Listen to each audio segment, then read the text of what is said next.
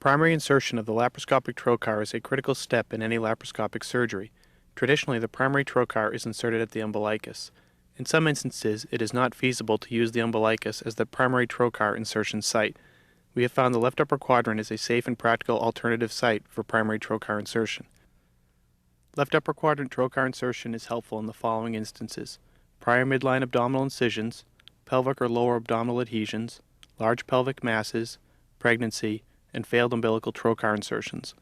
Although there are no absolute contraindications to left upper quadrant trocar insertion, we consider the following relative contraindications to this technique: prior left upper quadrant surgery, intra-abdominal ascites, hepatomegaly, and splenomegaly.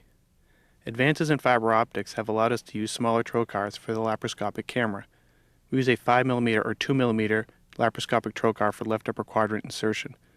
Some surgeons have proposed using a Verres needle to obtain a pneumoperitoneum prior to insertion of the primary trocar. We prefer the direct trocar technique because it requires only one blind insertion into the abdomen instead of two.